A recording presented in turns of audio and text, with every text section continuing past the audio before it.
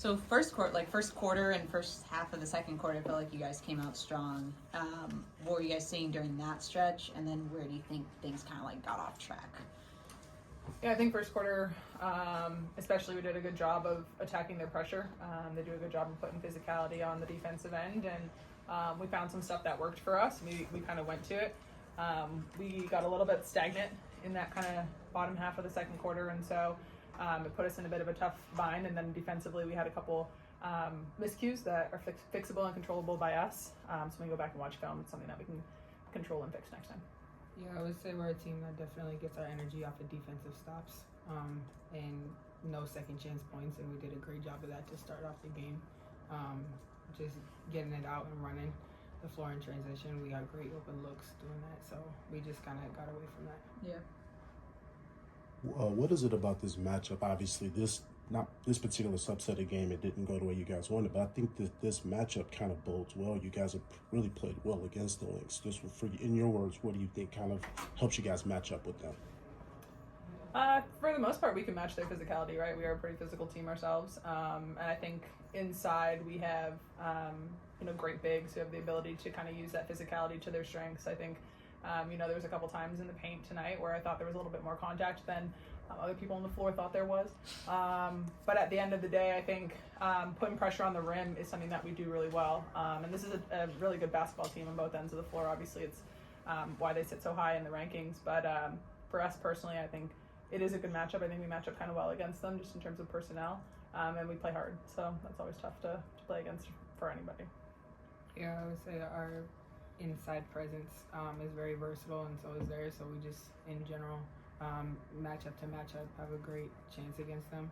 And then also Angel and Fee just are point forwards that kind of control the game, and I think that it's just a great matchup for the both of them. How did you guys feel the absence of Ariel?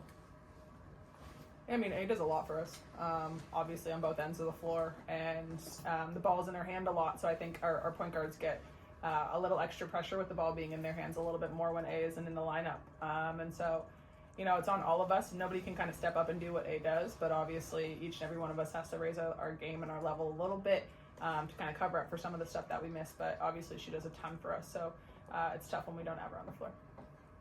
Turnovers continue to be a trend. Just from your standpoint, I know this is an area of focus for you guys, but why do you think that these moments still kind of happen? Because it kind of takes you guys kind of away from, sustaining leads or being in games and whatnot. I mean, like she said, when we get stagnant, that's when it really, we really turn the ball over a lot. So when we get moving on offense, when we get stops, it kind of is all just a cycle. And so, when we're stagnant, it's easy to turn the ball over, and you can see that. I feel like in the second half of the first part of the season, you guys had built up this momentum and chemistry. Did you feel like today was a step back from that? Do you feel like it was just kind of a bump in the road? How did you feel about that trajectory? I mean, I think we know what we're capable of, and I think we've shown that over that stretch that you're talking about where we played really, really good basketball. And I think as you continue to go through the season, it's never going to be a direct trajectory. I've been in this league for almost 8 years now, and it's never that way with any team. And so you can't necessarily look at things and think everything is a step back, because if you do that, you're always going to be feeling like you're on the downward spiral. And for us, I think there's little things that we can take and pieces of each game that we can take and say, this is going in the right direction. This is maybe staying the same. This isn't what we need it to be. These are the standards that we need to hold ourselves to. And so we need to continue to be better, upholding some of those standards and keeping ourselves in kind of a poised situation, knowing that pressure is something that we tend to face pretty consistently across the board, and just being better in those situations. Q, I want to get your thoughts on just Maddy and just her presence and just staying ready. With her sitting in well, no, you know what? I have said it to a lot of people behind the scenes. I love our rookies, and Maddy and Haley both have this incredible work ethic, and they come into their job now every single day. They don't complain. They get in their extra reps. They do a great job. So a lot of it about being ready in our league is being able to have that stuff that you do in the dark that nobody sees be able to come to fruition when she gets in the games. And Maddy is a workhorse, always in the gym. I actually have told Maddy and Haley both to get out of the gym occasionally. They don't listen to me, they don't like me when I say that, but rest and recovery. And so I'm not surprised that when she does come into the game, she makes the impact that she does. She plays hard, she makes good reads, she's smart, and she can play multiple positions. And so it's nice to see all that extra work that you're doing come to fruition. Thanks, Auntie Key. I know Ariel wasn't here, but are you guys like keeping up with her? Like, how's her spirit and as she's doing this recovery? Good spirit. I mean, she's around us all the time. You know, we have a good vibe going on. But yeah, for sure, we're in full communication with everybody who's back home right now. They sent us all texts before the game, and so it's nice to have that camaraderie between one another. And everybody is in good spirits and itching to be back on the floor. Yeah, wish they were here with us. Yeah. Was there a specific message that you guys heard from Coach today, or is it just kind of just guys know what you need to do, going forward? But was there anything like, I guess, different today in the message? Stuff that was said, I think I will keep in the locker room.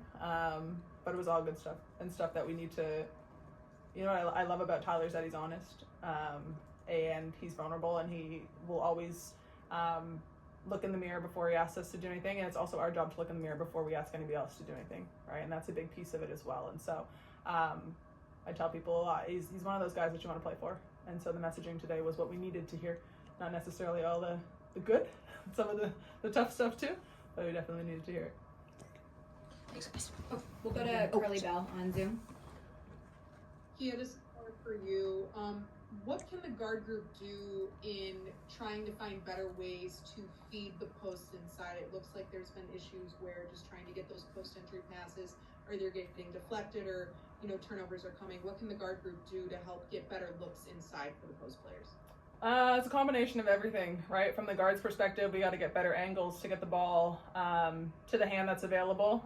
These guys in Minnesota do a really good job of three-quartering the post, so it's a difficult passing angle to get it into. If you're on the wing, it's a little bit easier from the top, but movement around it, we got to do a better job of setting screens for these guys to come off and get a little bit more space, and then just throw it in there when we can. People pack the paint on us, right? They know how good and how dominant our posts are, so when the backside help comes through, as a guard, your decision is you can either throw it in there and hope that it doesn't get tipped, or make sure that they have a space to get it. And so there's a lot that goes into the thought process as we do that, and it's easier said than done. But we can do a better job of just giving them a little bit more space and time, and probably moving on the backside as well to give them some more space where they're not going to get doubled.